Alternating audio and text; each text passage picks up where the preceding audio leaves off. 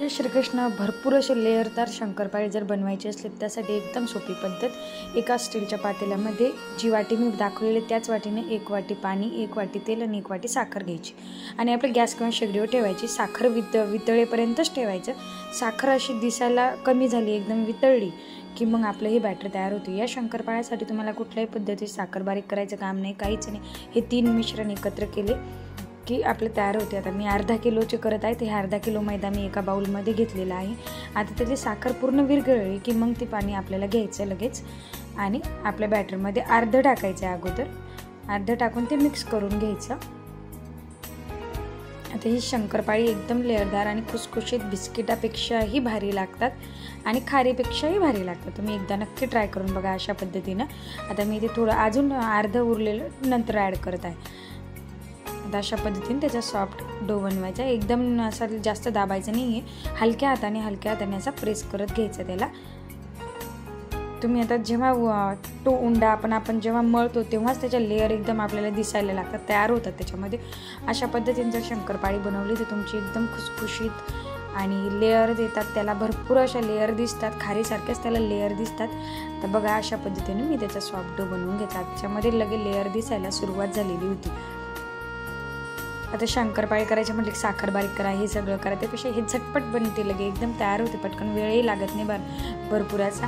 आता त्यातला एक लाटी घेतली, अशी मोठी लाटी घेतली, अशी हलक्या हाताने प्रेस करत घेतली म्हणजे ते आपल्याला लाटायला सोपी जाते। जास्त प्रेस करत नाही घ्यायची कारण हलक्या हातात त्याच्या लेअर अशा तयार असल्या पाहिजे।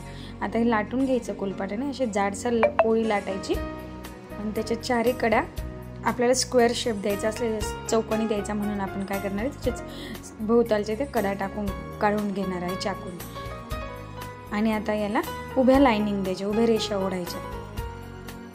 अशा पद्धतीने चाकूच्या मदतीने उभ्या रेषा ओढा, नंतर आडव्या रेषा ओढा, म्हणले की तुमचे स्क्वेअर शेपचे शंकरपाळी तयार होतात। आता मी तुम्हाला कापल्यानंतर एक दाखवते, बघू शकता ते बिना तळ्याची सुद्धा त्याच्यामध्ये लेअर दिसायला सुरुवात होते। तर शंकरपाळी खूप खुसखुशीत होते, तुम्ही नक्की अशी ट्राय करून बघा।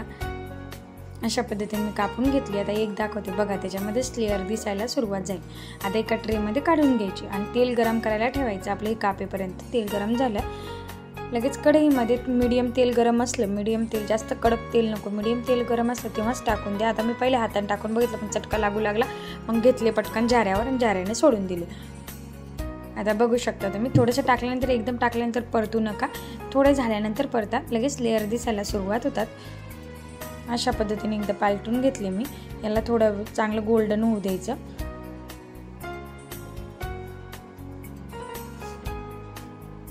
बघू शकता आता तयार झाली आपली शंकरपाळी। बघा किती छान लेअर आणि खुसखुशीत दिसत आहे। आणि अशा छान छान रेसिपीसाठी माझ्या चॅनलला लाईक, सबस्क्राईब आणि शेअर करायला विसरू नका। तुम्ही कशा पद्धतीने शंकरपाळी करतात ते मला कमेंट करून नक्की सांगा। बघा अशा मी पूर्ण अर्धा किलो मैद्याचे इथे बनवून घेतले। आता तुम्हाला मी एक दाखवते, बघा कशा पद्धतीने त्याला लेअर आले आणि एकदम खुसखुशीत मार्केट सारखेच होतात।